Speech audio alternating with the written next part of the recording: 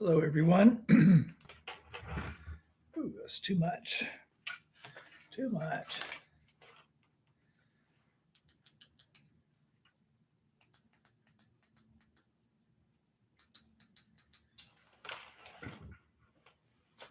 That's better. Hi, Nina. Hi, Marianne. Ed. It's good to see you all here.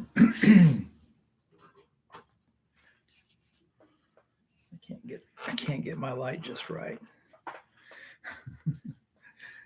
I want to be seen, but I'd also like to be able to see what I'm doing. All right. Well, we will begin with the verse of the Kesa.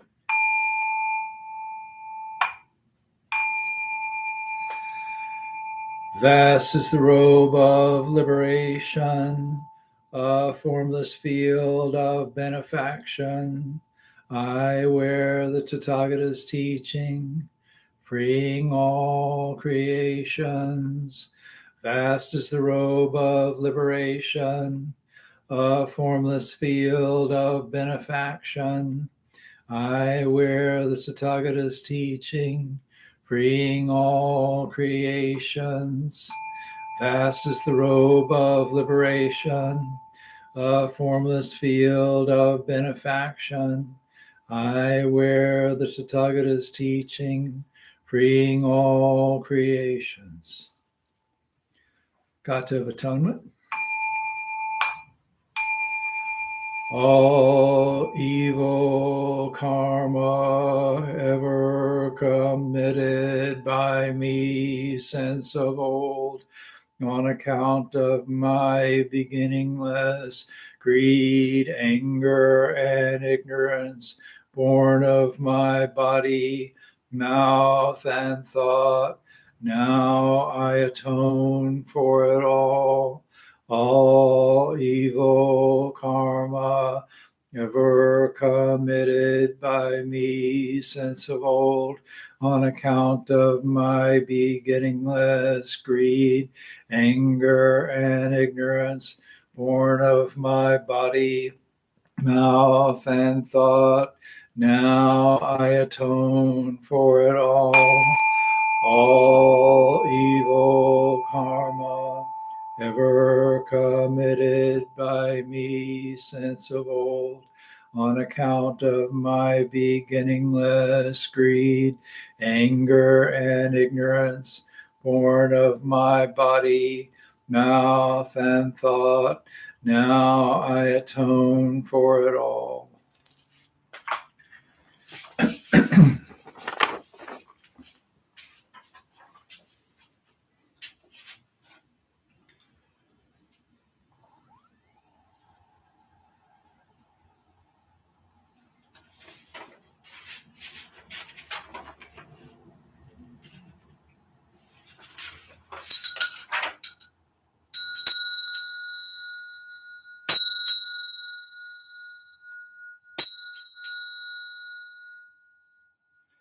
Fragrance of this incense invites the awakened mind to be present. It fills our sacred space, guards our minds from wrong thinking. The fragrance of this incense unites us with virtue, mindfulness, and wisdom. We offer it on behalf of all beings.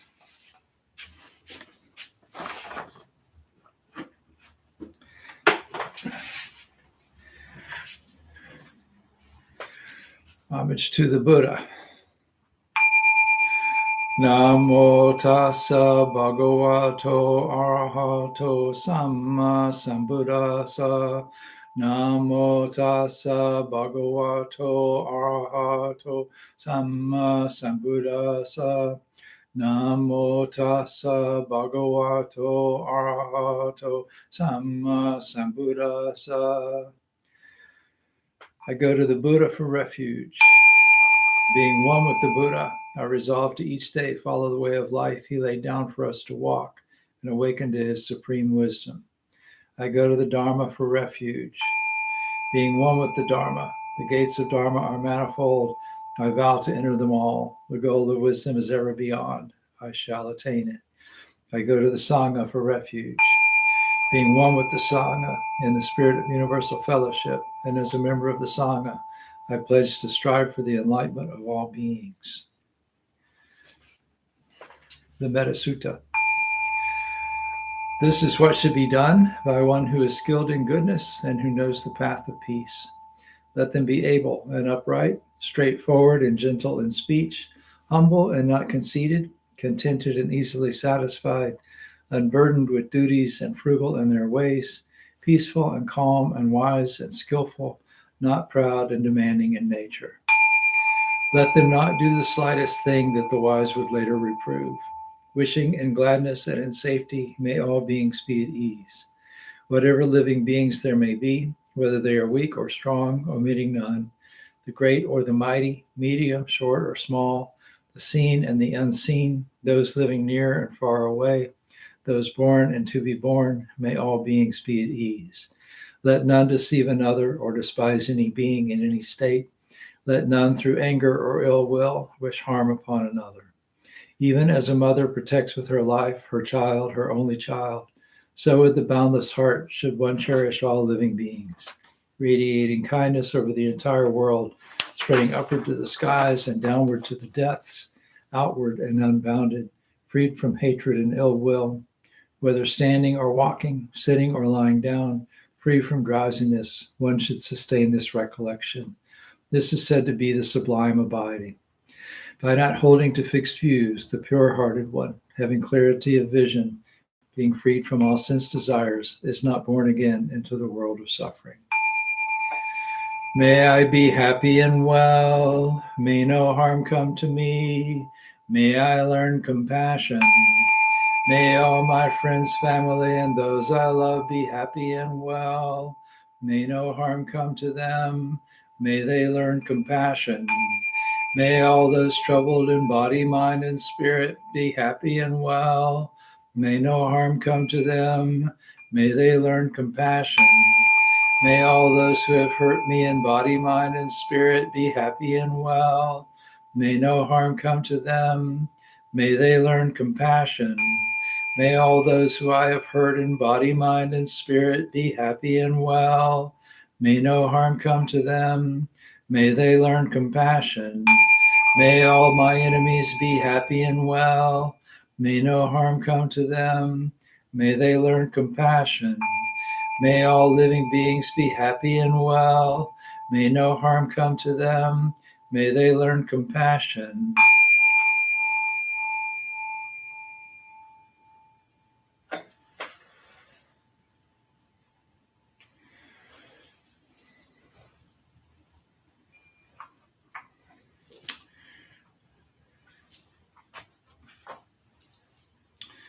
So we're going to do guided meditation tonight. This will be Tonglen. So I think probably many of the people on the call or on here live have done this with me. Those of you who haven't, this is basically a way to cultivate compassion. And it's very powerful. It's if something it is a little tricky the first time you do it, it can involve a lot of emotions. So if you start feeling overwhelmed by emotion or anything like that, just go back to observing your breath. And if you have issues with it, let me know. All right, so we'll just try this, see how it goes, and hope it's good for everyone.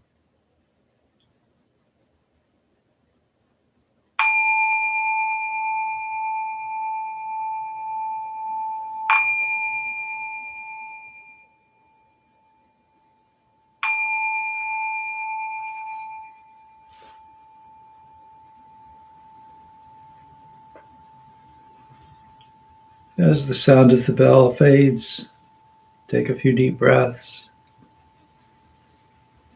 Really relaxing into that, so let your belly expand fully as you breathe in, contract as you breathe out, focusing on letting your chest and abdominal muscles be nice and relaxed and soft so your lungs can expand and contract, fill and empty.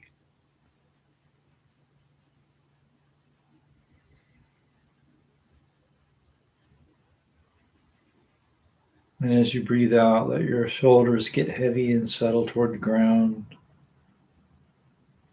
Your neck extend a little bit. Pull your ears back over your shoulders. Hands comfortable, feet in a comfortable place. And this particular meditation is probably going to be easier to do with your eyes closed.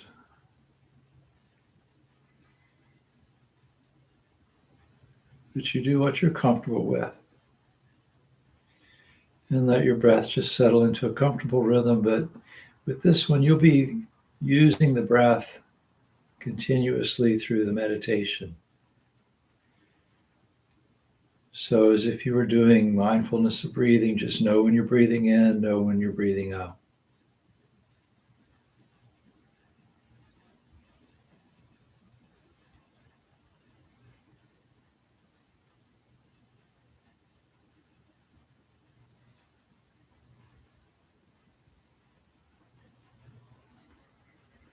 And we'll be internally reciting some phrases to ourselves and doing some visualizations. But as I said, if you need to, just return to meditating on the breath.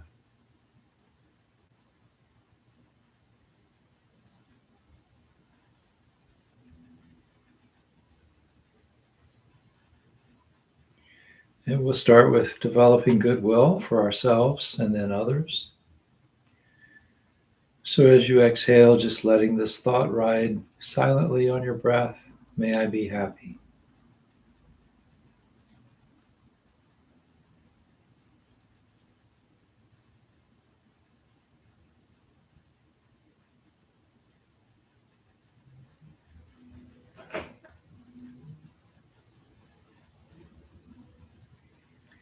May I be free from animosity.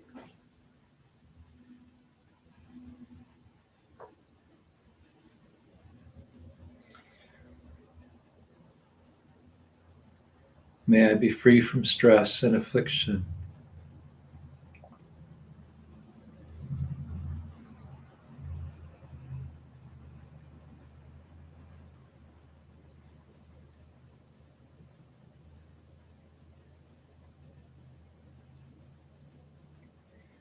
May I look after myself with ease.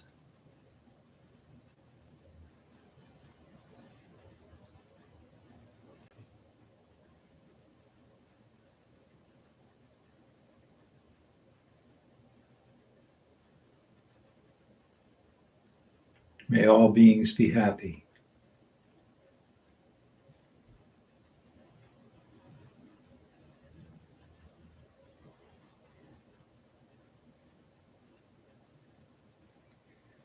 May all beings be free from animosity.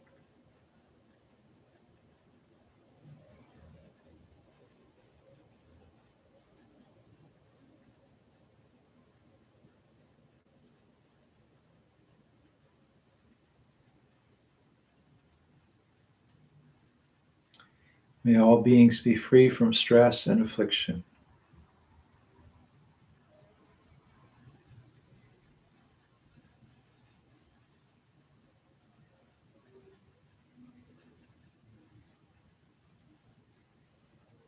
May all beings look after themselves with ease.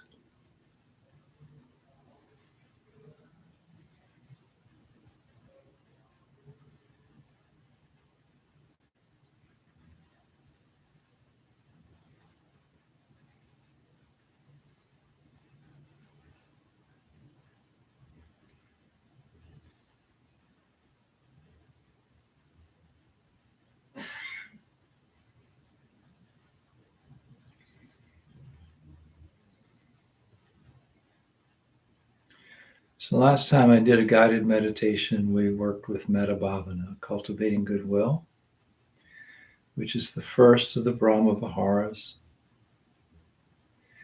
The second of the Brahma Viharas is compassion, karuna. And we're going to use a Tibetan method for developing compassion. The name is Tonglen, and it basically means sending and receiving. And what we're receiving is the suffering of the world. And what we're sending is our compassion. And we do this by being aware of the suffering we encounter, and then developing the intention, the hope that those who are suffering be freed from that.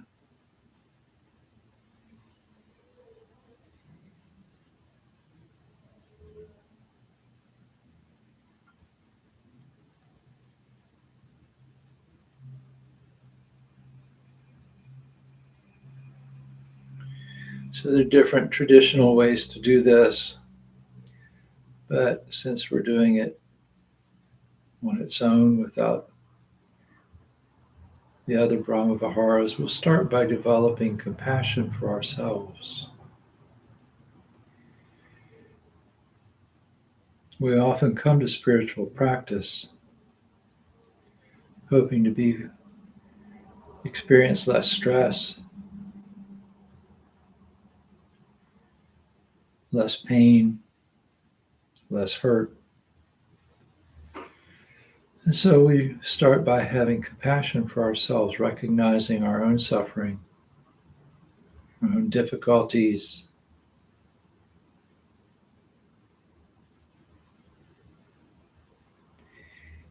and then sending ourselves love, relief.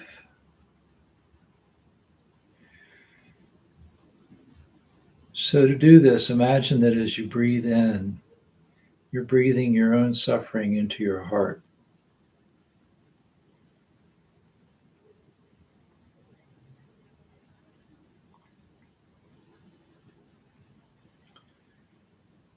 So for instance, right now, I have a lot of worry about a loved one who's going through a difficult time.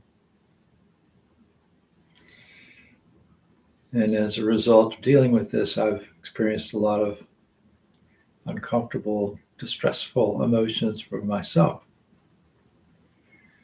And so as I breathe in, I accept those. And then breathing out, send myself freedom from that. So I might breathe in worry. And exhaling, give myself patience.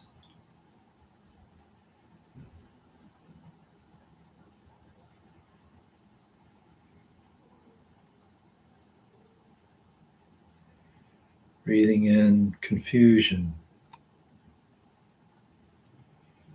And breathing out, giving myself wisdom. And so on. And so do this. Think about the things that you're experiencing in life, the kind of suffering you experience. We all experience the stress of aging, of illness, the stress of being separated from people and things that we love, the stress of being in situations we don't like. And so as you breathe in, take those difficulties into your heart and transform them with your compassion into freedom, relief, happiness, calmness. And if you like to visualize, you can imagine your suffering as a darkness or a smoke. And you can imagine your compassion as a white light. So bathing yourself in this white light of self-friendliness. And if you like, as you breathe out, thinking the thought, may I be free from suffering.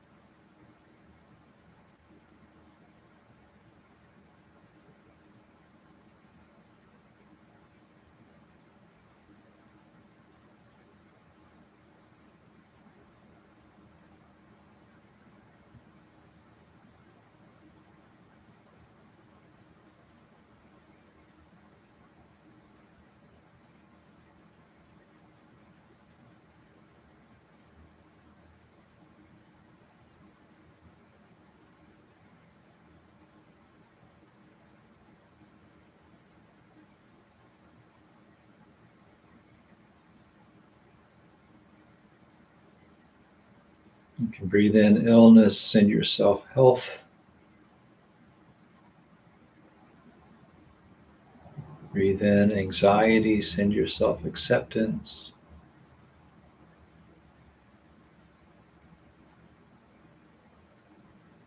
Take in anger, send yourself friendliness.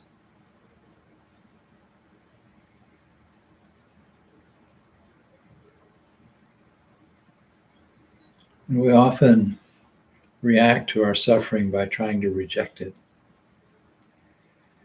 We actually do better if we accept what we're experiencing and then recognize what would really be the antidote.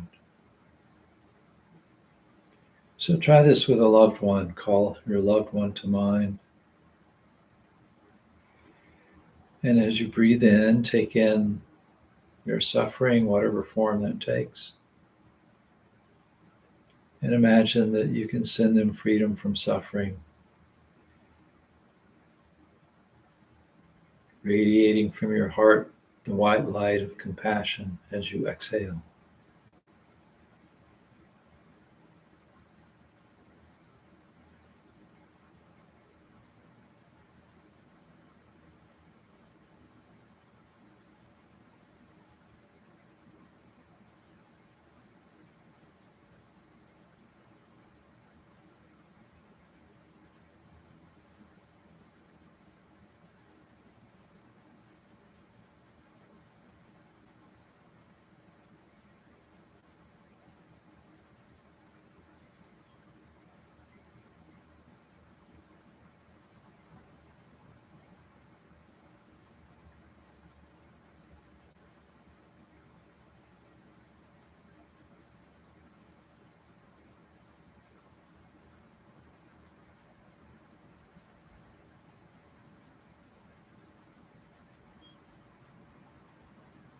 Breathing in pain, sending them comfort. Breathing in worry, sending them calmness.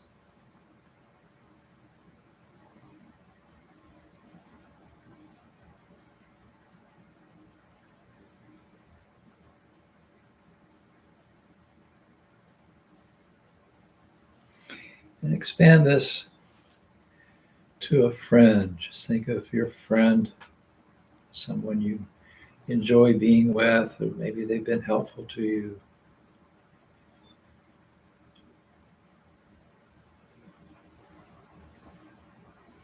And maybe things are going well for them. You don't know, perhaps, what kind of stress they experience. But you know that, like yourself and your loved one,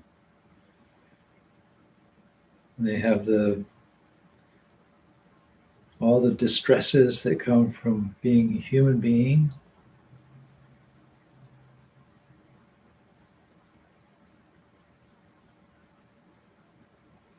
And they probably experience a lot of the same afflictions and stresses that you do.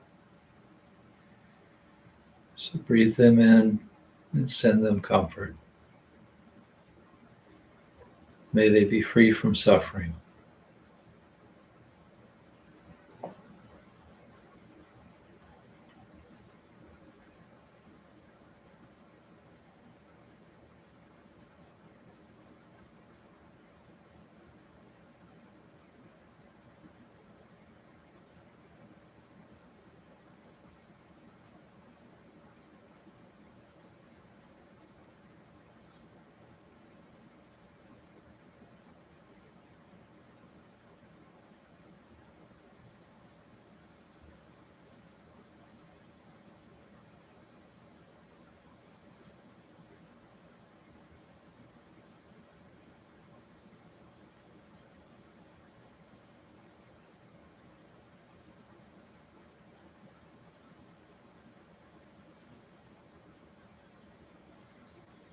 And extend this same wish to an acquaintance, to someone kind of neutral.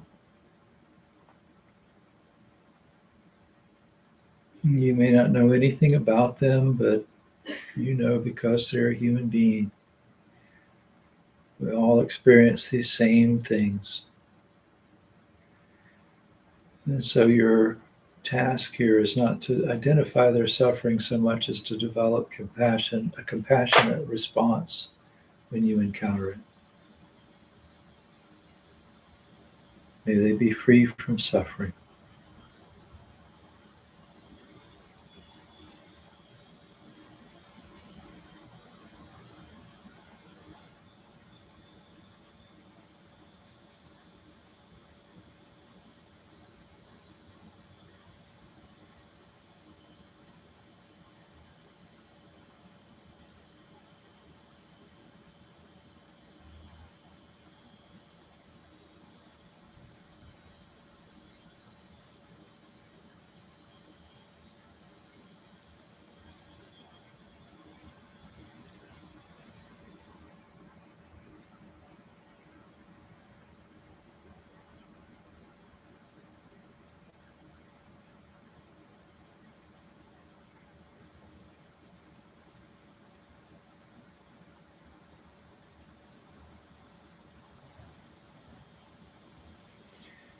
And now try this with an adversary. So if you're new to this, don't start with the most evil person you can imagine or someone who's really caused you a lot of harm. Start with somebody easy, somebody annoying.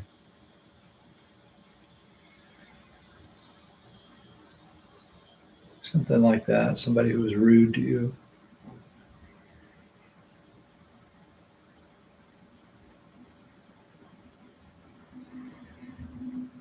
So when people are difficult, when they're unfriendly, when they're mean, when they're just challenging to deal with, that's usually the form that their suffering takes as it comes our way.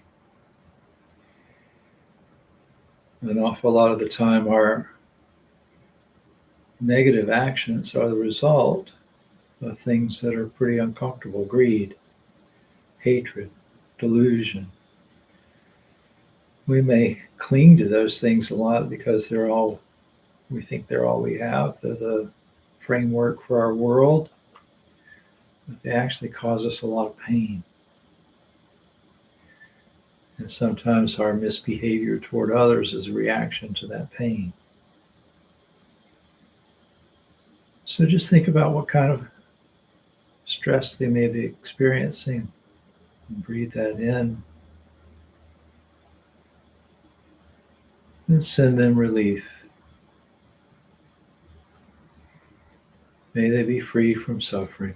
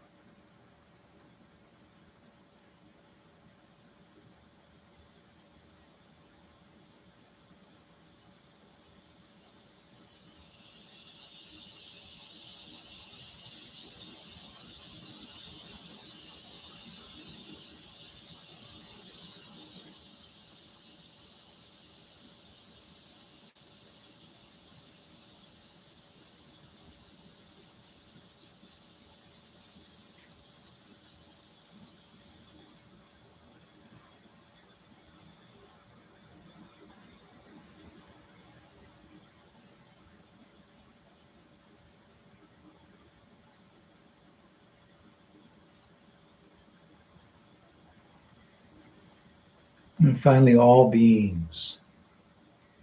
Think of yourself as a source of compassion for all beings, whatever beings you encounter. We all experience the same things: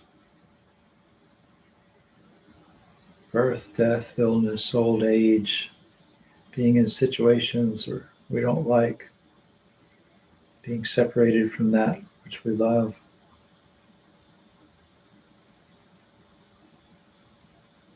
So imagine that you can take on the stress of the world into your heart and transform it with your compassion to free all beings from their suffering, from their misery. May all beings be free from suffering. We'll take a few moments to work with that idea.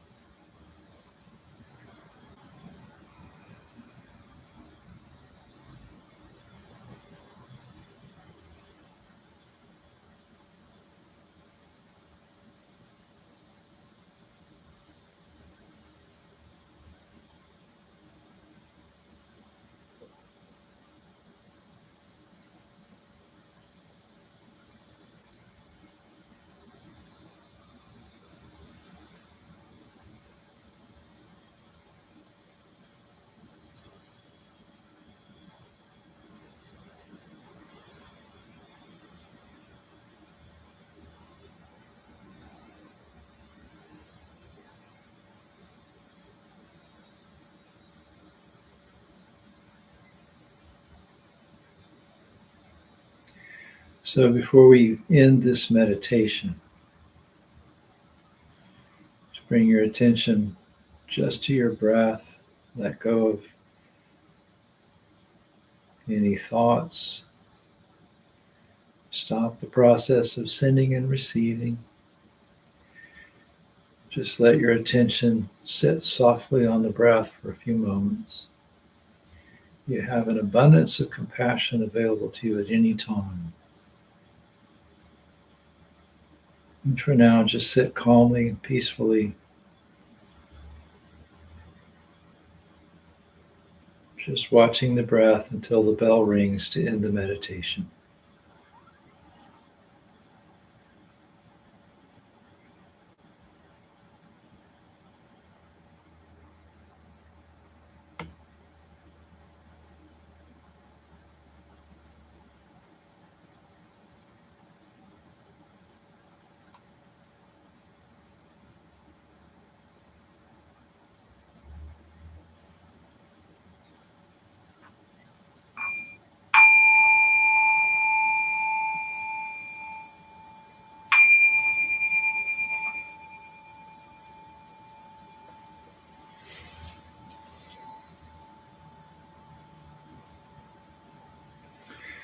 Buddha nature pervades the whole universe, existing right here now, and reciting the sutras, hearing the Dharma, and training the mind. Great merit is attained.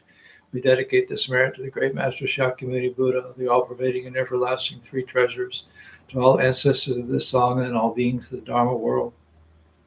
May the Dharma body maintain strength and health, and years of life be lengthened for all teachers of this Sangha.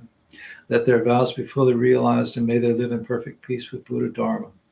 We pray for the health and well-being of all those suffering from diseases of body, mind, or spirit, those ministering to the sick and to the grieving. We pray for those suffering from violence, for the oppressed, the imprisoned, and all refugees. May they be serene through all their troubles, and may we realize the enlightened way together. Sabe sata sadahantu avera sukajivino katang punya phalang mahang Sabe Bagi Bhavantu Te. May all beings always live happily, free from animosity. May all share in the blessings springing from the good we have done.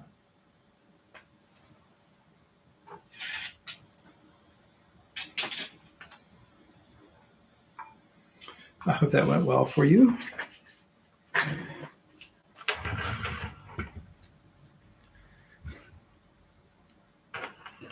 I'm going to just turn that light off. It's bugging me. No, that's too much. Technology. Speaking of technology, I'm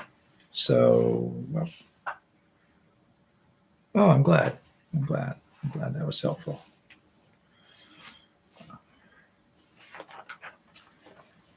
Anyway, speaking of technology,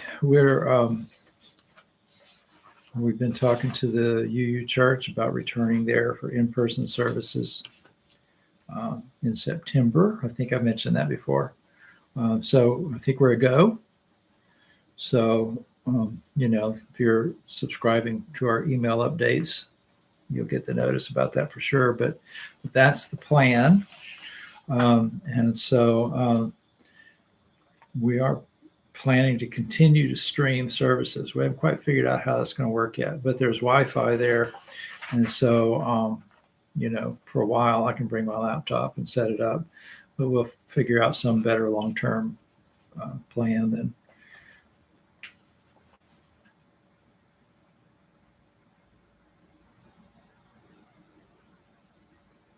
I'm glad, Chris. That's good. I mean, that's what this is for, to give you a framework for working with things that happen in day-to-day, in real honest to gosh life. We talk about compassion, and it can be easy to make that become like an abstraction.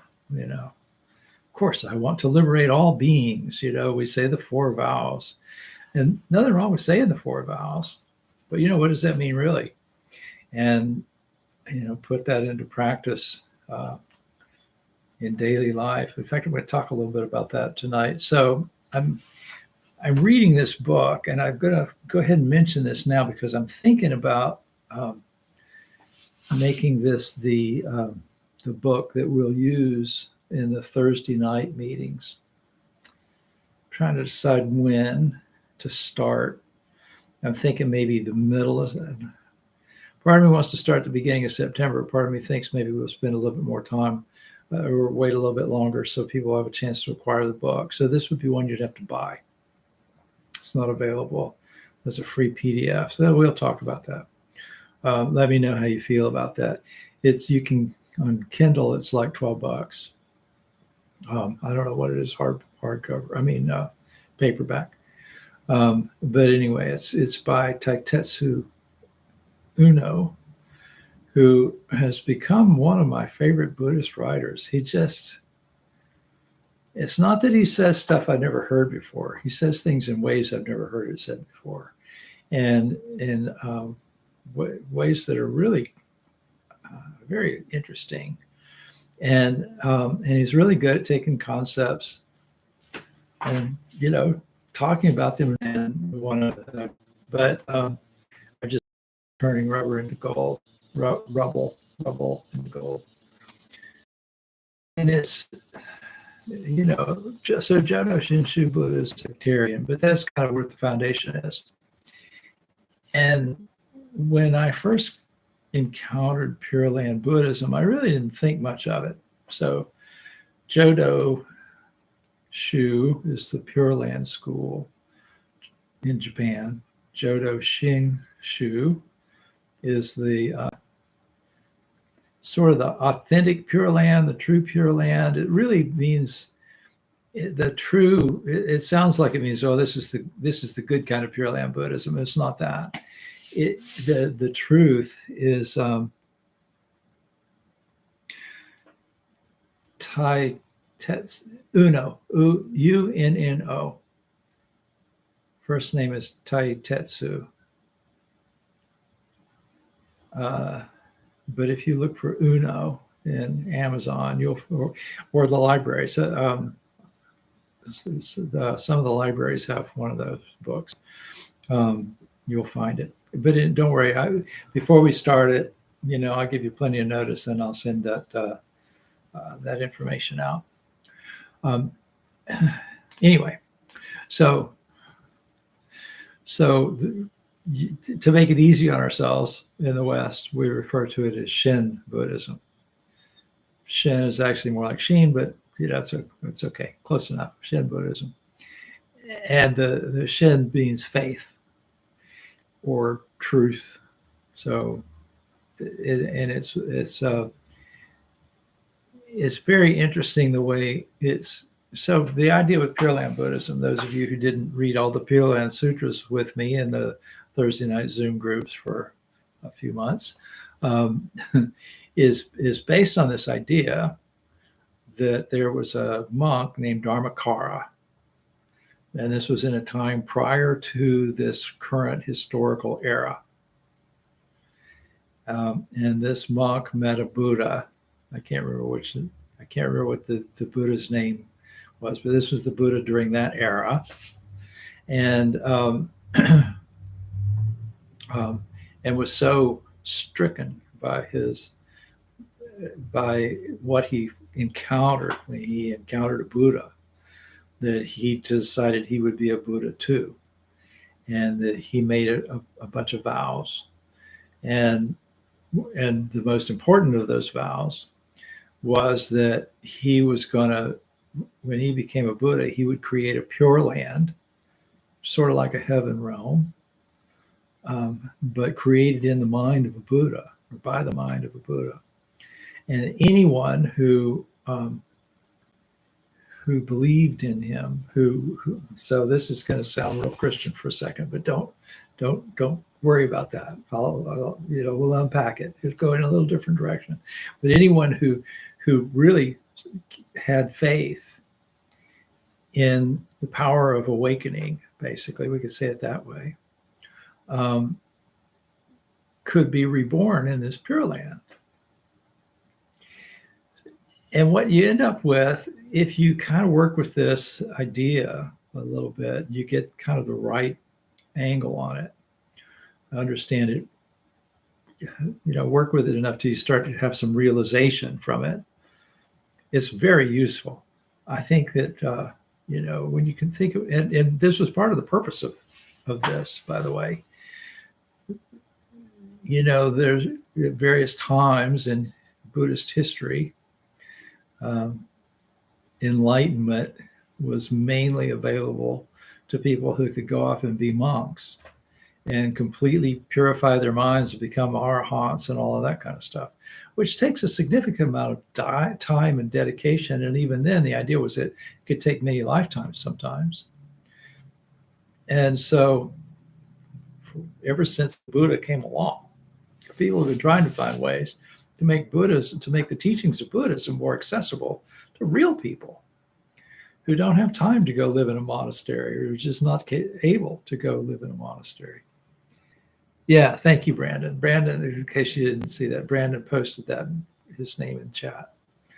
And Brandon, if you think about it, when we get through here, if one of you thinks about this, when we get through here, and it goes into like not being live anymore, it's just a video up there, post it in the comments, because the chat doesn't replay. Anyway, what was I talking about? So the idea with Pure Land Buddhism is that anybody can do this.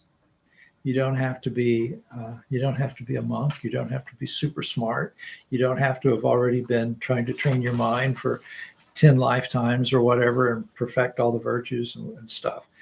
If you really believe that awakening is available to you, and as a result of that belief are willing to sort of make the investment in letting go of your ego, you might say, letting go of the things that keep you from becoming awakened, then you'll be reborn in a Pure Land. And in, kind of the traditional view of Pure Land, that means that after you die, 49 days later, you're reborn in this heaven realm. But in Jodo Shinshu, it's more the faith itself is rebirth in the Pure Land.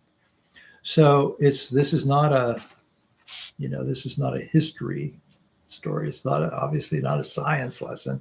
It's poetry and mythology, basically, as a way to work with the teachings of Sakyamuni Buddha. So anyway, this particular book does a much better job than I did of explaining all this stuff. In fact, and so does River of Fire, River of Water does too. But I'm going to read you, actually, this something that's just kind of beautiful, give you a sense of what this is like. This is just the opening couple of paragraphs of this first chapter of this book. It says, Buddhism is a path of supreme optimism. For one of its basic tenets is that no human life or experience is to be wasted, abandoned, or forgotten, but all should be transformed into a source of vibrant life, deep wisdom, and compassionate living. This is the connotation of the classical statement that sums up the goal of Buddhist life: transform delusion into enlightenment. On the everyday level of experience, Shin Buddhists speak of this transformation as bits of rubble turned into gold. And then he explains where this rubble and gold comes from. It's from a poem by a Chinese Pure Land master who wrote, "The Buddha, in the causal stage, made the universal vow." The Buddha, in this case, being Amitabha. "When beings hear my name and think on me, I will come to welcome each of them, not discriminating at all between the poor and the rich and the well-born, not discriminating between the inferior and the highly gifted, not choosing the learned and those upholding pure precepts, nor rejecting those who break precepts and whose evil karma is profound. Solely making beings turn about and abundantly say the Nimbutsu, I can make bits of rubble change into gold." So Nimbutsu, the name of the Buddha, Namu Amida Butsu. So when Dharmakara became a Buddha, he became the Buddha Amitabha, or Amitayas, infinite light, infinite life. So in Japanese, that's just shortened to Amida. It's sort of the implication is both the Buddha of infinite light and life. And so anyways, it's really this idea that enlightenment comes about as a result of our delusion, and that we can turn delusion into wisdom, into awakening, is pretty profound. And it makes a lot of sense when we think about day-to-day life, waiting for my car to get worked on and it's not happening. And, all of these thoughts come up about what should be happening and what can I think about the people who aren't doing what they should be doing, and all that kind of stuff. And that can become an opportunity to awaken. It doesn't feel like it. I know.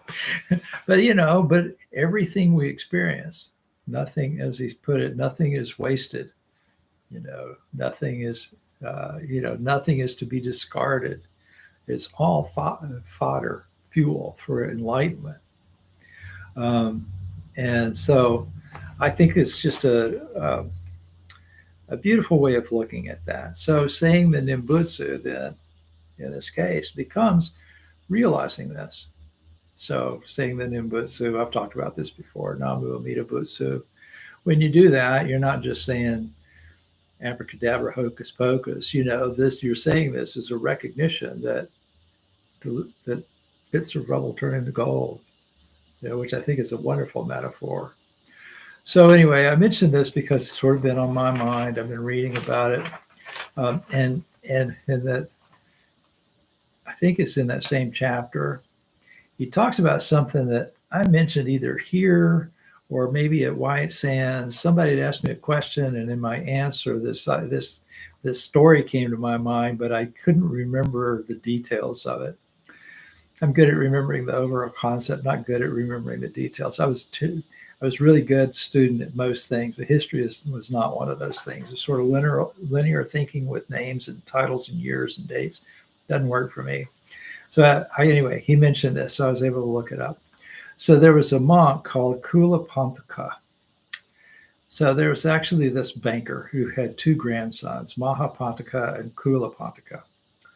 So Mahapantaka used to go with his grandfather to listen to the Dharma talks and other religious discourses of various kinds, and eventually encountered the Buddha and was very impressed by this, and so he became a monk, and fairly quickly became an arhat.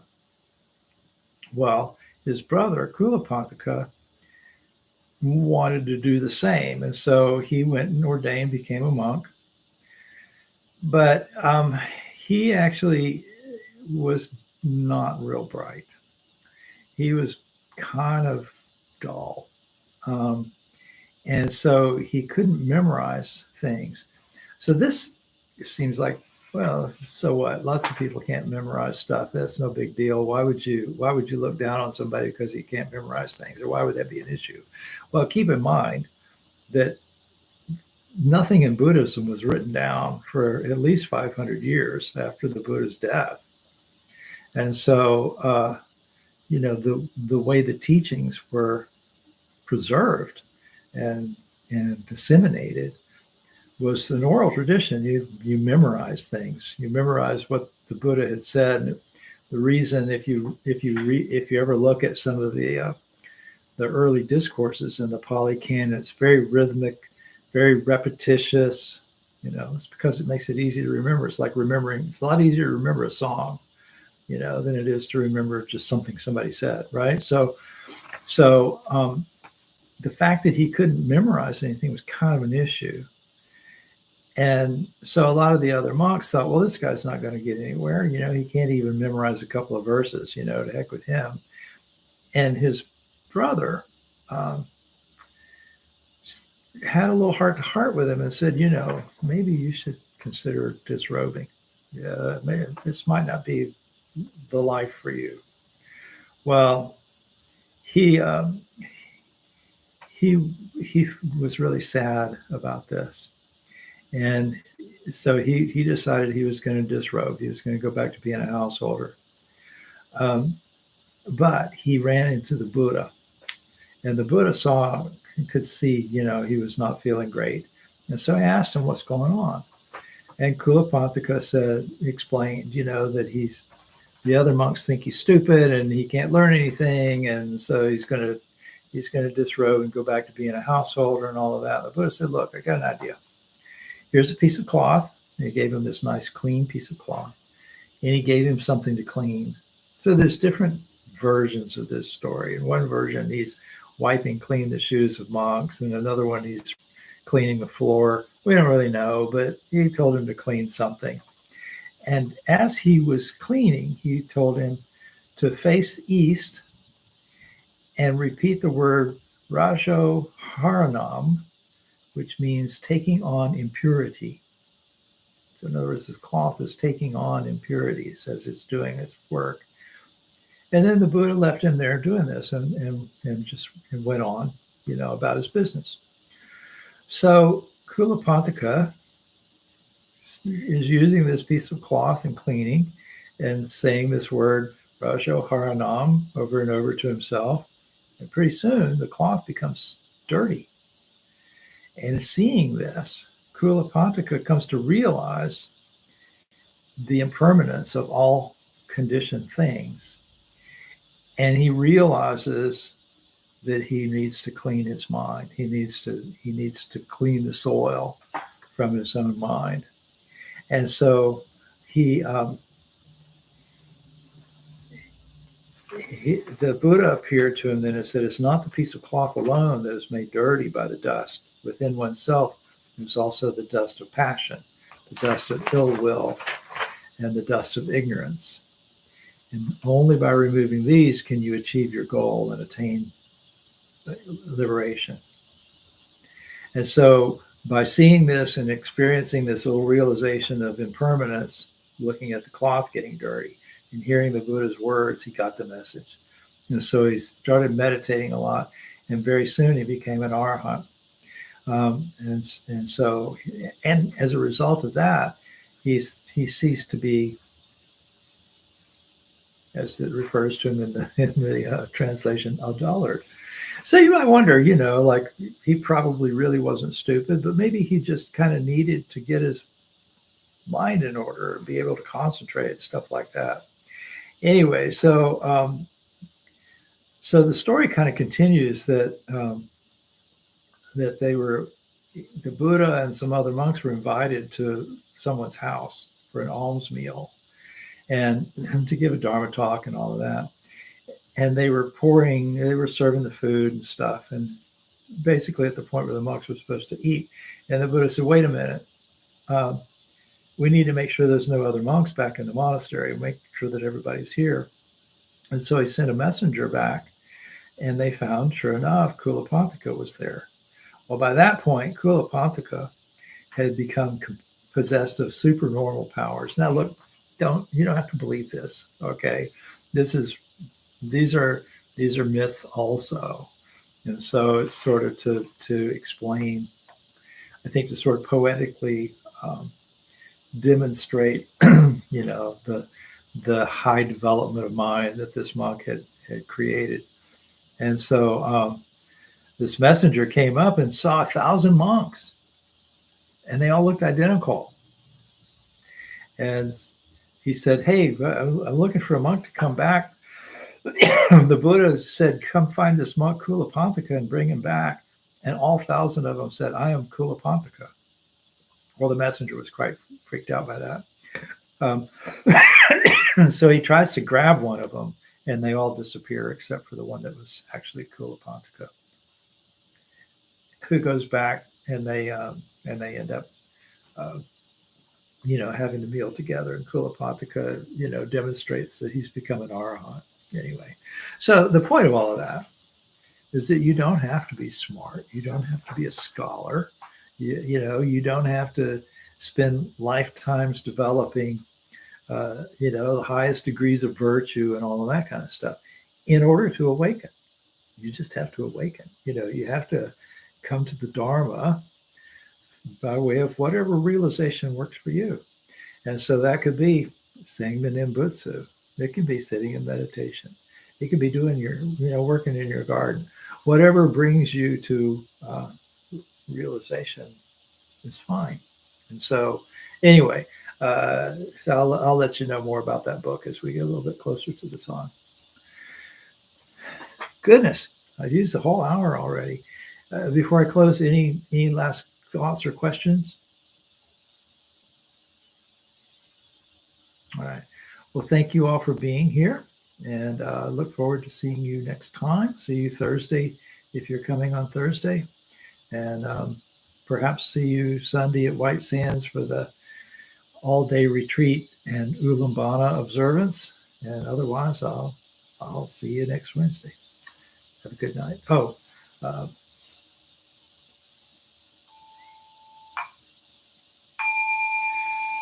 Creations are numberless, I vow to free them. Delusions are inexhaustible, I vow to transform them. Dharma gates are boundless, I vow to enter them. The enlightened way is unsurpassable, I vow to embody it. Creations are numberless, I vow to free them.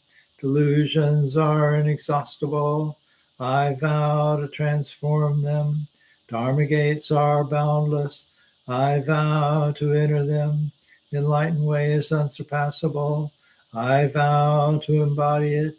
Creations are numberless, I vow to free them. Delusions are inexhaustible, I vow to transform them. Dharma gates are boundless, I vow to enter them. Enlightened way is unsurpassable, I vow to embody it. Friends, I respectfully remind you, life and death are of supreme importance. Time swiftly passes by and opportunity is lost. Each of us must strive to awaken. Awaken, take heed, do not squander this life. Thank you. I'll see you again soon.